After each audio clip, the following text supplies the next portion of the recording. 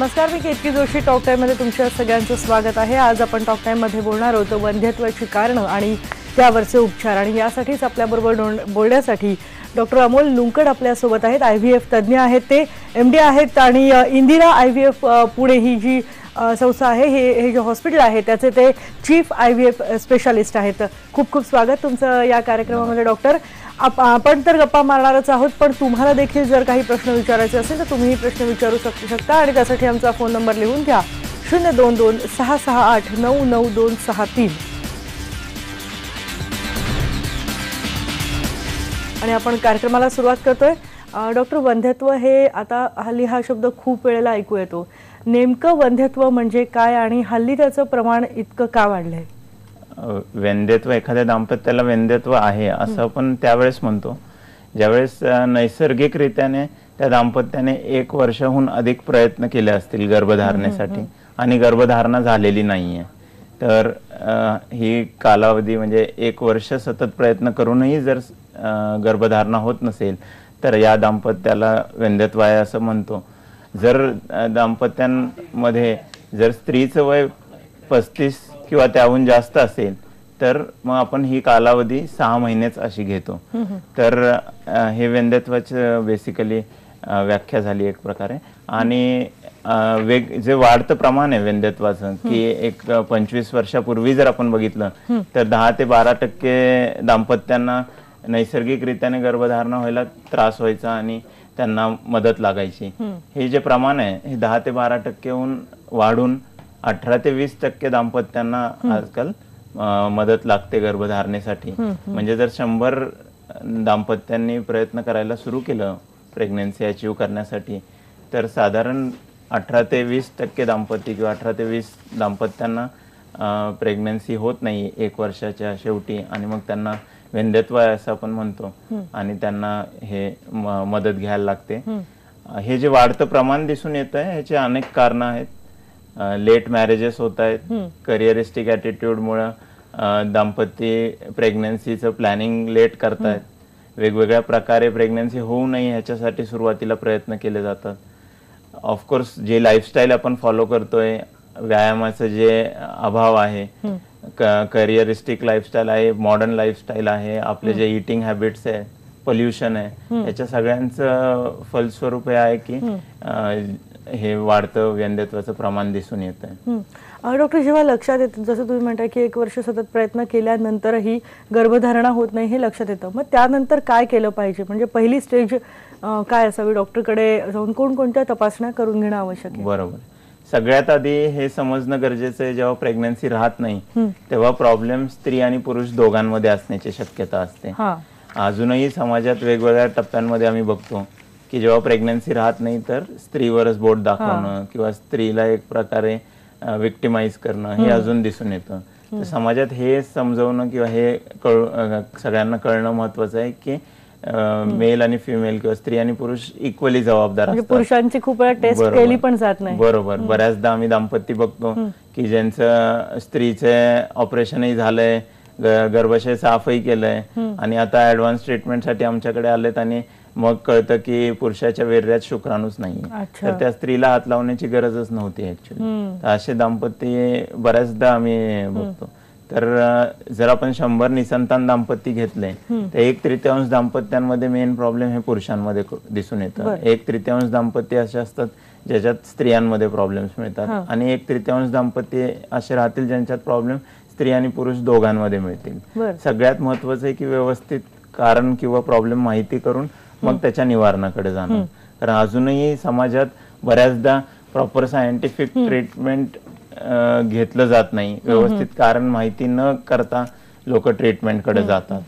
आणि कारण माहिती करून घेणं फार सोपं आहे। 3 ते 4 मुख्य तपासण्या जर प्रत्येक निसंतान दाम्पत्याने केल्या तर त्यांना कारण माहिती पडून जातं। आणि या तपासण्यांमध्ये सगळ्यात प्रथम म्हणजे पुरुषाच्या वीर्याची तपासणी, ज्याला आपण हजबंड सिमेन अनालिसिस असं म्हणतो, की वीर्यामध्ये चांगले शुक्राणू किती आहेत, शुक्राणूंची हालचाल कशी आहे आणि शुक्राणूंचं प्रमाण कसं आहे, प्रत्येक शुक्राणूचा शेप कसा आहे, ह्याला डिटेलमध्ये स्टडी करणं। स्त्रियांच्या तपासण्यांमध्ये स्त्रियांचं स्त्रीबीज बनणं, फलित होणं हे व्यवस्थित होत आहे का हे नीट बघणं। त्याला ओव्युलेशन स्टडी आपण म्हणतो. गर्भनलिका व्यवस्थित आहे का हे बघण्यासाठी वेगवेगळ्या तपासण्या केल्या जातात, जसं एक्सरे केला जातो ज्याला आपण हिस्ट्रोसाल्फिंगोग्राफी म्हणतो, किंवा सोनोग्राफी गायडन्समध्ये सोनोसाल्फिंगोग्राफी केलं जातं. तर या तपासण्या स्त्रियांमध्ये केला आणि एक सिंपल सोनोग्राफी स्त्रीची की ज्यात गर्भाशय कसं आहे, अंडकोश कसे आहेत हे कळून जातात. तर ह्या बेसिक तपासण्या केल्या तर बहुतांश दाम्पत्यांना त्यांचं कारणही माहिती पडून जातं. सर आता म्हणजे या टेस्ट केल्यानंतर कारण कळतं, पण हल्ली एक खूप ट्रेंड वाढलेला आहे की टेस्ट ट्यूब बेबी IVF. अनेकदा लोकांना माहितीही नाही आहे की नेमकं IVF म्हणजे काय. तर IVF किंवा टेस्ट ट्यूब बेबी म्हणजे नेमकं काय? IVF किंवा टेस्ट ट्यूब बेबी मध्ये आपण काय करतोय की स्त्रीबीज आणि शुक्राणू यांचं मिलन बाहेर लॅबोरेटरीमध्ये एक विशिष्ट वातावरणात घडवून आणतोय. म्हणजे जे नैसर्गिकरित्याने काय होतं की स्त्रीबीज वाढायला सुरू होतं, पाळीच्या 14व्या दिवशी स्त्रीबीज फुटतं किंवा फलित होतं, आणि हे फुटलेलं स्त्रीबीज फुटल्या गर्भनलिका स्त्रीबीजला पकडून गर्भाशयाकडे ढकलत आणते, आणि संभोग झाल्यानंतर जे शुक्राणू गर्भाशयात येतात ते स्त्रीबीज आणि शुक्राणूचं मिळन गर्भनलिकेत होतं. तर काही कारणाने किंवा वेगवेगळ्या कारणाने जेव्हा हे स्त्रीबीज आणि चांगले शुक्राणू मिळू शकत नाही, तर हे मिलन आपण बाहेर घडवून आणतो. म्हणजे टेम्परेचर असेल. हो, तर स्त्रीचे स्त्रीबीज वाढवले जातात, सोनोग्राफी गायडन्स मध्ये ते बाहेर काढले जातात, बाहेरच शुक्राणूंशी मिळून गर्भ तयार केले जातात, आणि चांगल्या गर्भांना वाढवून मग गर्भाशयात प्रत्यारोपित केलं जातं. तर ही झाली IVF किंवा थोडक्यात IVF ज्याला म्हणतो आपण. सर कोण कोण करू शकतो, म्हणजे याला काही वयाची मर्यादा आहे का, किंवा काय प्रॉब्लेम असतील तर आपण टेस्ट ट्यूब बेबी IVFच्या हे करू शकतो? IVF साठी बेसिकली ज्या दाम्पत्यांना IVF मधनं फायदा होईल त्याच्यात सर्वप्रथम म्हणजे गर्भनलिकेचे विकार जर काही असतील, की गर्भनलिकेत कसल्याही प्रकारचा अडथळा आहे, ब्लॉकेज आहे, किंवा बऱ्याच दाम्पत्यांची एक गर्भनलिका ब्लॉक असते, दुसरी कशी उघडी राहते पण ती व्यवस्थित काम करत नाही, तर गर्भनलिकेचा कसल्याही प्रकारचा विकार असेल तर IVF हे बेस्ट सोल्युशन असतं. कारण की IVF मध्ये आपण गर्भनलिकेचंच काम बाहेर करतो, किंवा गर्भनलिकेला एका प्रकारे बायपास करतोय. गर्भनलिकेचं काम काय होतं की चांगल्या स्त्रीबीजांना आणि चांगल्या शुक्राणूंचं मिळन घडवून आणणं. ते कारण की गर्भनलिकेचे विकार असल्यामुळे होऊ शकत नाही, तर ते मिलन आपण बाहेर घडवून आणतोय. दुसरे प्रॉब्लेम ज्याच्यात IVF हेल्प करतं ते आहे म्हणजे स्त्रीचं स्त्रीबीज न बनणं. जर स्त्रीबीज व्यवस्थित बनत नाहीये, फुटत नाहीये, तर अशा स्त्रियांना आपण विशिष्ट इंजेक्शन लावून काही प्रमाणात स्त्रीबीज वाढवतो, आणि ते स्त्रीबीज सरळ बाहेर काढले जातात, बाहेरच शुक्राणूंशी मिळून गर्भ तयार केले जातात, आणि गर्भांना गर्भाशयात प्रत्यारोपित केलं जातं. ज्या दाम्पत्यांमध्ये 3 ते 4 वेळा IUI करून किंवा कृत्रिम वीर्यरोपण ज्याला आपण म्हणतो, IUI जर 3 ते 4 वेळा झालं असेल आणि ते जर सक्सेस होत नसेल तर अशा दाम्पत्यांनी डेफिनेटली टेस्ट ट्यूब बेबीकडे गेलं पाहिजे. पुरुषांमध्ये जर आपण कारणं बघितली ज्याच्यासाठी आपण IVFचा सहारा घेऊ शकतो, ते म्हणजे पुरुषाच्या वीर्यात जर शुक्राणू नसतील मात्र अंडकोशात शुक्राणू असतील, तर अंडकोशातनं शुक्राणू बाहेर काढू शकतो आपण, ज्याला आपण टीसा किंवा मायक्रो टीसा टेक्निक म्हणतो. म्हणजे टेस्टिक्युलर स्पर्म एक्स्ट्रॅक्शन केलं जातं, की पुरुषाच्या अंडकोशातनं शुक्राणू बाहेर काढले जातात आणि ते स्त्रीच्या अंडकोशातनं बाहेर काढलेल्या स्त्रीबीजांबरोबर मिळून गर्भ तयार केले जातात. तर ज्या पुरुषांच्या वीर्यात शुक्राणू येत नाहीयेत मात्र अंडकोशात शुक्राणू येत आहेत, तर त्यांनाही ही प्रक्रिया फायदेशीर राहते. ज्या स्त्रियांचं पाळी बंद झालेली आहे, वय जास्त झालंय, त्या स्त्रियांना जर प्रेग्नन्सी करायची असेल तर त्यांनाही IVF किंवा एग डोनेशन. याला काही वयाची मर्यादा आहे की? अगदी 60 वयापर्यंत आपण अनेक प्रेग्नन्सीज केलेल्या आहेत IVFच्या माध्यमातून. म्हणजे वयाची मर्यादा स्त्रीच्या स्त्रीबीजावर राहते, की जसं जसं स्त्रीचं वय वाढत जातं स्त्रीबीज कमकुवत आणि खराब होत जातात. तर 40च्या किंवा 45च्या नंतर स्वतःच्या स्त्रीबीजाने प्रेग्नन्सी होण्याची शक्यता कमी होत जाते. जे पाळी बंद झाल्यानंतर आपण प्रेग्नन्सीज करतो किंवा 45च्या वयाच्या नंतर प्रेग्नन्सीज करतो, ते स्त्रीबीज डोनेशन किंवा एग डोनेशन टेक्निकने केलं जातं, की यंग मॅच बाहेरून घेऊन मग IVF करणं. अच्छा सर, जसं तुम्ही सांगताय की वय किंवा काही विशिष्ट गोष्टी असतात, हा जो निर्णय असतो की IVF करायचा, हा साधारणतः कोणकोणत्या टेस्ट केल्यानंतर मग घेतला जातो? बेसिकली आपल्याला ह्या 3 महत्त्वाच्या गोष्टी बघितल्यानंतरच ठरवायला लागतं. ह्या 3 गोष्टी म्हणजे शुक्राणू कसे आहेत, तर वीर्याची तपासणी. दुसरं म्हणजे अंडकोश, स्त्रीच्या अंडकोशात स्त्रीबीज बनण्याची प्रक्रिया, फुटण्याची प्रक्रिया किंवा अंडकोशाची क्षमता कशी आहे. आणि शेवटचं म्हणजे गर्भनलिका आणि गर्भाशय कसं आहे. तर ह्या 3 महत्त्वाच्या गोष्टी बघितल्यानंतर आपल्याला वेगवेगळे प्रॉब्लेम्स असू शकतात आणि त्या वेगवेगळ्या प्रॉब्लेम्ससाठी IVF हे सोल्युशन असू शकतं. नक्कीच. खरं तर आणखी जाणून घ्यायचं आहे यामध्ये कोणकोणतं तंत्रज्ञान आलेलं आहे आणि कोणाकोणाला याचा फायदा होऊ शकतो हे आम्हाला तुमच्याकडनं जाणून घ्यायचं आहे. पण एक ब्रेक घेऊयात आणि ब्रेक नंतर टॉक टाइम मध्ये आपण पुन्हा भेटूया.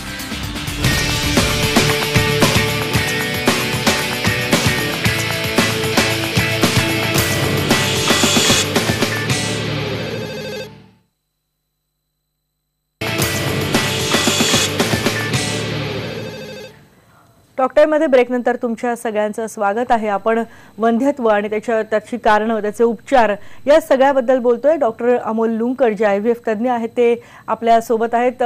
सर, IVFची तर काय नेमका फायदा होतो, ती काय नेमकी पद्धत आहे, प्रक्रिया आहे ते तुम्ही सांगितलं, पण वंध्यत्वावर उपचार करण्यासाठी आणखीही काही बेसिक ट्रीटमेंट आहेत का IVF शिवाय? हो, नक्कीच आहेत. अगदी बेसिक सगळ्यात आधी जसं मी म्हटलं की एकदा कारण माहिती पडलं की मग कारणाप्रमाणे निवारणाकडे गेलेलं जास्त चांगलं राहतं. आणि बऱ्याचशा दाम्पत्यांना अगदी बेसिक ट्रीटमेंटही पुरेशी राहते.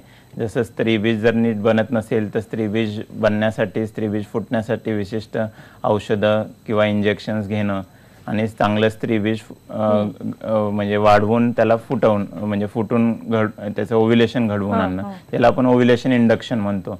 त्यावेळेस मग स्त्रीबीज ज्यावेळेस मॅच्युअर स्त्रीबीज बाहेर पडतं त्यावेळेस मग आपण दाम्पत्यांना एकत्र राहण्यासाठी किंवा सहवास करण्यासाठी सांगतो, ज्याला आपण टाइम्ड इंटरकोर्स म्हणतो. आणि याच्याहून जर शुक्राणूंमध्ये प्रॉब्लेम असेल की शुक्राणूंची क्वांटिटी थोडी कमी असेल किंवा चांगल्या शुक्राणूंचं प्रमाण कमी असेल किंवा शुक्राणूंची हालचाल कमी असेल तर आपण IUIचं मदत घेऊ शकतो, ज्याला आपण इंट्रायुट्राइन इन्सेमिनेशन किंवा कृत्रिम वीर्यरोपण म्हणतो.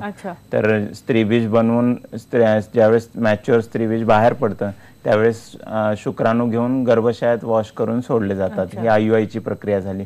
असे काही बेसिक उपचार पद्धती आहेत ज्याच्याने बऱ्याच दाम्पत्यांना फायदा होऊ शकतो.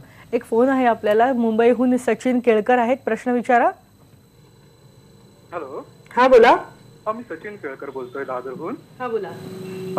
आमच्या लग्नाला 11 वर्ष झाले आणि ह्या 11 वर्षामध्ये माझ्या बायकोची जवळजवळ 3 वेळा फायब्रॉइडचे ऑपरेशन झाले आणि त्या फायब्रॉइडच्या ऑपरेशनामध्ये 3ही वेळेस तिच्या गर्भनलिका ज्या आहेत फॅलोपियन ट्यूब्स, तर त्यामध्ये काही अडथळा आल्यामुळे शेवटच्या ऑपरेशनच्या वेळेस, म्हणजे जेव्हा 3रं ऑपरेशन झालं त्यावेळेस तिच्या दोन्ही गर्भनलिका डॉक्टरांनी काढून टाकल्या आणि त्यावेळेस आम्हाला डॉक्टरांनी IVF आणि ICSI या 2 ट्रीटमेंट बद्दल माहिती आम्हाला दिली आहे. तर आम्हाला या IVF आणि ICSI या 2 ट्रीटमेंट बद्दल जाणून घ्यायचं आहे. आणि दुसरा प्रश्न माझा असा होता सरांना की तुमचं आता जे काय पुण्यामध्ये आहे इंडिया IVF, तर आता काय हे मुंबईमध्ये पण सुरू होणार आहे का, त्याविषयी मला माहिती हवी.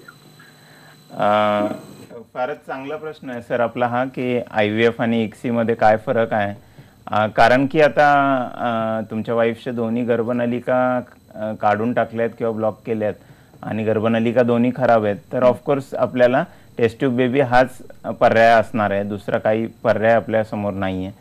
आपण बोलताना टेस्ट ट्यूब बेबी बोलतो किंवा IVF बोलतो, सामान्य माणसाला ते कळावं. आता मोरऑरलेस सगळे चांगले सेंटर्स ICSI ही ट्रीटमेंटच करतात. IVF ही जुनी पद्धती झाली. 1978 साली ही पद्धती, या पद्धतीचा आविष्कार लंडनमध्ये डॉक्टर स्टेप्टो आणि डॉक्टर एडवर्ड्स यांनी केला.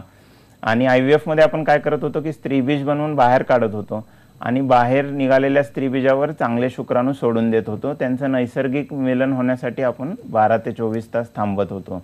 बऱ्याच वेळा एवढं करूनही ते स्त्रीबीज आणि शुक्राणू मिलन घडवून जे घडायला पाहिजे ते होत नव्हतं किंवा चांगल्या स्त्रीबीजांपासून चांगले गर्भ बनण्याची जी ओव्हरऑल जे प्रक्रिया आहे ती एवढं करूनही बऱ्याच वेळा होत नव्हती.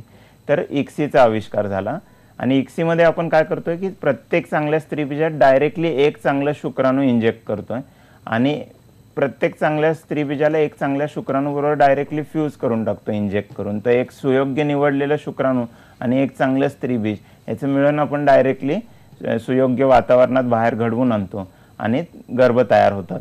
तर चांगल्या स्त्रीबीजांपासून चांगले गर्भ तयार होण्याची शक्यता इक्सीमध्ये वाढून जाते. मोरॉरलेस आता सगळे चांगले सेंटर्स डायरेक्टली सर्वांसाठी इक्सीच करतात. आणि जे तुम्ही म्हटला की दुसरा प्रश्न तुमचा होता की पुण्यानंतर मुंबईमध्ये, हो नक्कीच त्याचे प्रयत्न चालू आहेत आणि पुण्यातही जे प्रतिसाद आम्हाला मिळाला आहे तो फार चांगला आहे आणि लवकरच डेफिनेटली आम्ही मुंबईतही लोकांच्या सेवेसाठी उपलब्ध असू. नक्कीच सर, जसं तुम्ही सांगताय की IVF किंवा टेस्ट ट्यूब बेबी, तर ह्याचा फायदा कोणाकोणाला एकतर होतो आणि हा किती काळामध्ये करणं योग्य असतं? म्हणजे जसं लक्षात येतं की गर्भधारणेनंतर 1 वर्ष प्रयत्न केल्यावर नाही झालं तर उशिरा केला तर त्याचा तेवढाच फायदा होतो जेवढा आपण लवकर वयात केला तर? 1 वर्ष युजली नैसर्गिकरित्याने प्रयत्न करण्यासाठी आपण सांगतो. होत नसेल प्रेग्नन्सी तर सगळ्यात महत्वाचं आहे की आपल्याला योग्य त्या तपासण्या करून कारण माहिती करून घेणं आणि मग कारणाप्रमाणे निवारणाकडे जाणं. निवारणाच्या वेगवेगळ्या उपचार पद्धती आहेत, अगदी सिंपल मेडिसिन्स पासून मग इंजेक्शन्स आहेत, IUI आहे आणि मग शेवटी टेस्ट ट्यूब बेबीचा पर्याय. असं गरजेचं नाहीये की टेस्ट ट्यूब बेबीचा किंवा जो पर्याय आहे तो नेहमी शेवटीच असेल किंवा अगदी वय झाल्यानंतरच असेल. जसं कारण असेल तसं जायला लागेल. एखादी स्त्री, जसं यांचं आता गर्भनलिका दोन्ही खराब आहे तर यांचं वय जर 25 वर्ष जरी असेल तरी यांना टेस्ट ट्यूब बेबी हाच पर्याय असणार आहे. कारण गर्भनलिका व्यवस्थित काम करत नाहीये तर नैसर्गिक किंवा IUI प्रेग्नन्सी राहण्याची शक्यता काही नसणार आहे. म्हणजे तर आणि जसं आपण आधीही बघितलं की गर्भनलिकेचे विकार आहे, स्त्रीबीजांचे विकार आहे, खूप सिव्हिअर PCOS आहेत ज्याच्यात अनेक सायकल आपण ओव्ह्युलेशन इंडक्शन करूनही आपल्याला सफलता मिळालेली नाहीये. 3 ते 4 वेळा IUI करून आपल्याला सफलता मिळालेली नसेल. पुरुषांमध्ये वीर्यामध्ये खूप जास्त प्रॉब्लेम असेल की शुक्राणू अत्यंत कमी आहेत किंवा शुक्राणू वीर्यात नाहीच आहेत मात्र अंडकोशात मिळत आहेत. अशा सगळ्यांना आपल्याला, किंवा पाळी एकदा बंद झाली आणि प्रेग्नन्सी करायची आहे, किंवा बरेच दाम्पत्य आमच्याकडे येतात ज्यांचं नसबंदीचे ऑपरेशन झालेलं असतं. काही कारणाने अपत्य होतं, नसबंदी केली आणि काही दुर्भाग्याने अपत्य गमावलं गेलं आणि आता प्रेग्नन्सी परत करायची. कारण की आपण नसबंदीत काय करतो की गर्भनलिका खराब करून टाकतो किंवा गर्भनलिका एक प्रकारे ब्लॉक करून टाकतो. तर परत या दाम्पत्यांनाही जर प्रेग्नन्सी करायची असेल त्यांनाही IVF किंवा टेस्ट ट्यूब बेबी हेच एक उत्तम पर्याय राहतो. सर, एक फोन आपण घेतोय, कोल्हापूरहून आहेत प्रतीक पाटील. प्रतीक, प्रश्न विचारा. हॅलो. हा, बोला. हा सर, आपल्याला 2 वर्ष लागतील. प्रतीक, तुमचा आवाज नीट येत नाहीये. हॅलो. हा, बोला. 2 वर्ष झालं लग्न होऊन. हा. हॅलो. हा, तुमच्या टीव्हीचा आवाज कमी करा आणि मग प्रश्न विचारा.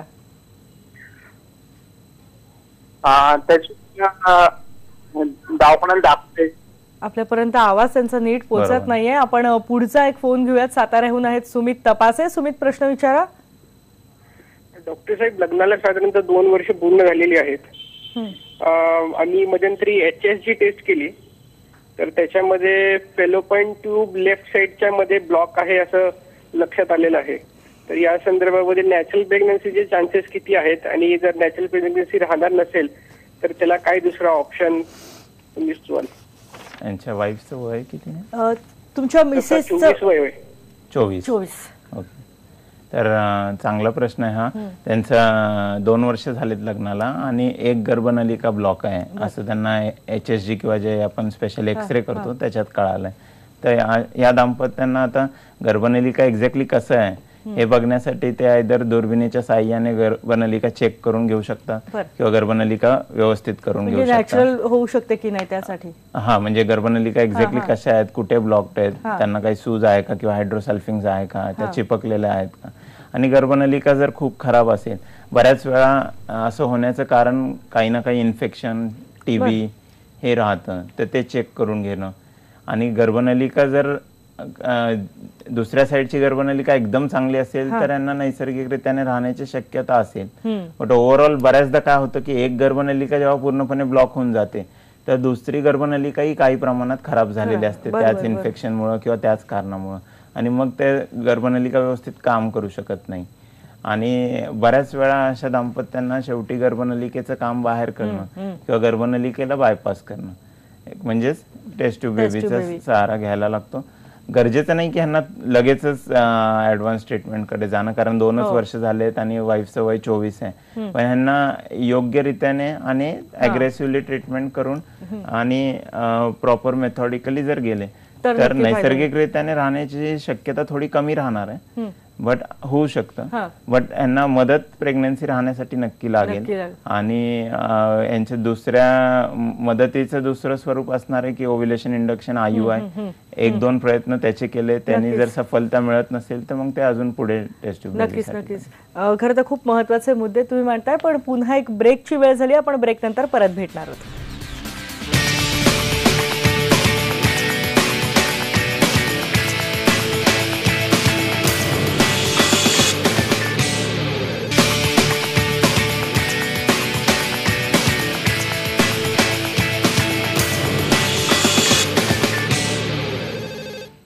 टॉक टाइममध्ये तुमच्या सगळ्यांचं ब्रेक नंतर पुन्हा एकदा स्वागत आहे. आणि वंध्यत्व उपचार आणि कारणे या विषयावर आपण बोलतोय. डॉक्टर अमोल लुंकड आपल्याला मार्गदर्शन करतायत. सर, IVF तंत्रज्ञान असेल किंवा टेस्ट ट्यूब बेबीमध्ये खूप नवीन नवीन तंत्रज्ञान, नवीन नवीन टेक्निक्स आता आलेली आहेत, तर त्याबद्दल काय सांगाल? हो, म्हणजे ICSI जी आता मोरलेस आता बेसिक टेक्निक झाली आहे की ज्याच्याबद्दल आधीही मी सांगितलं, तर ICSIच्या बरोबर आणखी ॲडव्हान्स टेक्निक्स बऱ्याचशा आलेल्या आहेत आणि बऱ्याचशा टेक्निक्स अशा आहेत जे आम्ही पहिल्यांदा भारतात यूज करतोय. त्याच्यात सर्वप्रथम म्हणजे लेझर असिस्टेड हॅचिंग आहे. की लेझर असिस्टेड हॅचिंगचा अर्थ होतो की जेव्हा आपण गर्भाशयात प्रत्यारोपित करतो तर गर्भाशयात प्रत्यारोपित करण्याच्या 5 ते 10 मिनिटं आधी प्रत्येक गर्भाचं जे बाहेरचं कवच आहे ते आपण लेझर किरणाच्या द्वारे सॉफ्ट आणि पातळ करून मग गर्भाशयात ठेवलं जातं. तर ते बेसिकली त्याच्यात हॅचिंग आणि इम्प्लांटेशन हेल्प होतं की गर्भ रुजण्याची जी प्रक्रिया आहे त्याच्यात मदत होते. ब्लास्टोसिस कल्चर एक आहे की गर्भ आपण 5 ते 6 दिवस बाहेरच वाढवतो आणि जे गर्भ 5 ते 6 दिवस बाहेर वाढण्यात चांगल्या रीतीने सक्षम असतं ते गर्भाशयात जाऊन प्रेग्नन्सी देण्यातही तेवढंच सक्षम असतं. Closed working chamber IVF technology आहे की जी स्त्रीबीज बाहेर निघाल्यापासून शुक्राणू त्याच्यात मिळवणं, गर्भ तयार करणं, स्त्रीबीजाचं शुक्राणूचं गर्भाचं जे हातळणी होते बाहेर, तर हे सगळं जर आपण त्याच नैसर्गिक वातावरणात करू शकलो जे गर्भाशयात यांना मिळायला हवं तर त्याचं सक्सेस नेहमी जास्त चांगलं असणार आहे. त्यासाठी close working chamber IVF technology सर्वप्रथम आम्ही घेऊन आलो आणि या क्लोज वर्किंग चेंबर्समध्ये आपण स्त्रीबीजाला, शुक्राणूला, गर्भाला तेच वातावरण देण्याचा प्रयत्न करतो. म्हणजे तसंच ऑक्सिजन, तसंच कार्बन डायऑक्साईड किंवा तसंच ह्युमिडिटी आणि टेम्परेचर जे की ह्यांना गर्भाशयात मिळायला पाहिजे. तर तेच नैसर्गिक वातावरण जर आपण बाहेर देऊ शकलो तर त्यांनी सक्सेस वाढतं. तर अशा वेगवेगळ्या ॲडव्हान्स टेक्निक्स आपण टेस्ट ट्यूब बेबीमध्ये यूज करू शकतो आणि यामुळेच हजारो लोकांना फायदाही झालेला आहे. नक्कीच. आणि तुम्ही आज जे सगळं इथं मार्गदर्शन केलं आहे याबद्दल खरोखरच धन्यवाद. इथं कार्यक्रमात आल्याबद्दल तुमचे खूप खूप आभार. नमस्कार. आणि टॉक टाइममध्ये आज आपण इथेच थांबतोय. पहा फक्त IBN लोकमत.